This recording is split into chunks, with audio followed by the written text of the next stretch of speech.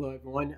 Today, I wanted to share a quick little story about experience that my family had last week, and I just can't get it out of my head. And I thought it was worth kind of sharing, kind of what it meant to me.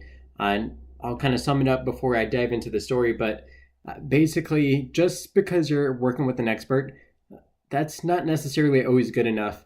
You actually want an expert that cares about you, so that's going to be important.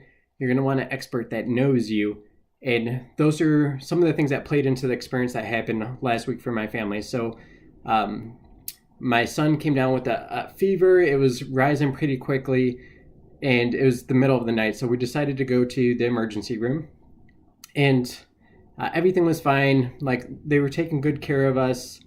It seemed like they cared reasonably. It was also like 2 or 3 in the morning, so super late. People just act differently. I'm sure we were acting differently too, being stressed out.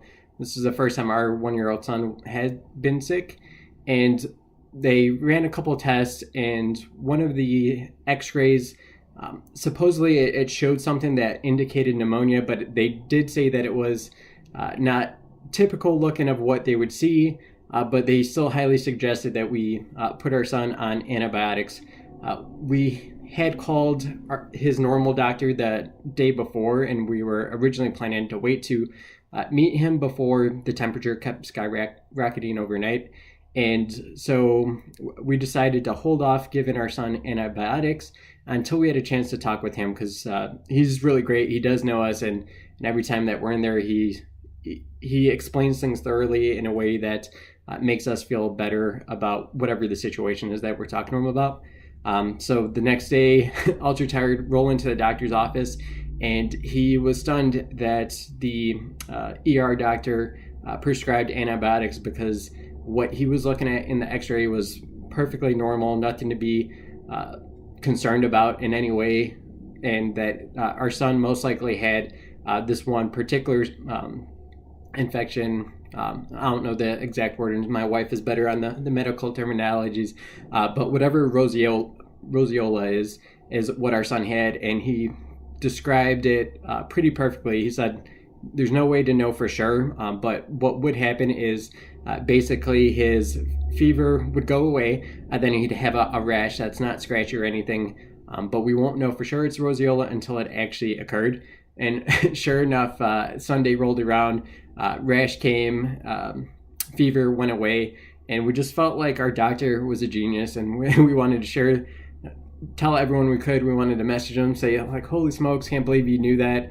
And also thankful that we took the time to wait, and we trusted our doctor's judgment, who obviously has worked with our family since our son was born. He knows kind of where we're at as far as our mindset and what we care about. And also he only helps so many people, so he gets to know and understand people a little bit better. How I can relate that to what I provide for my clients is going to be that same kind of aspect of, I don't want to grow a massive firm. The most people I'd probably ever be able to work with and have a good relationship like how our doctor has with us is going to be about 75 households. And so what that means is basically I'm going to know my clients very well over the course of time as we continue to build trust and build kind of that background knowledge of each other. But how that compares to some of the alternative options, yep, you can go to Fidelity, you can go to Vanguard, get dirt cheap pricing. But what happens is they're going to give you the kind of rule book, like, hey, this, you have to do X or you have to do Y. But what I'm able to do is kind of extrapolate from, well, this probably makes sense if we're doing things completely by the book. But in life, you kind of want to do things both now and make sure that you're on the path to success, and that takes balance, and sometimes that's not taken the most efficient way or the best dollar amount way, and that's something I'm able to help my clients navigate by understanding what's important to them, and not only just being an expert, but being an expert that knows them and their situation. Can't say that enough. I'm sure that goes across any industry where things have been commoditized, or where you can push a click and talk to someone pretty quickly, but that person's never going to know you enough. And so you'll definitely want to continue to use your discretion with those different types of services.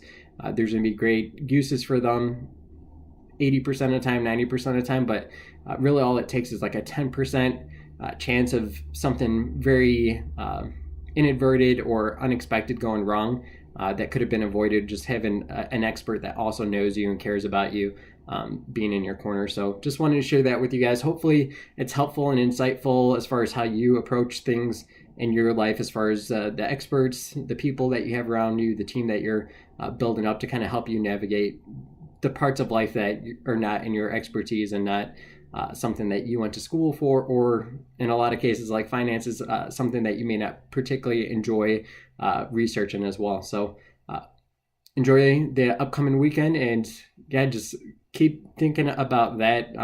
It's been bugging me all week, and I felt I should share it with you guys. Thank you.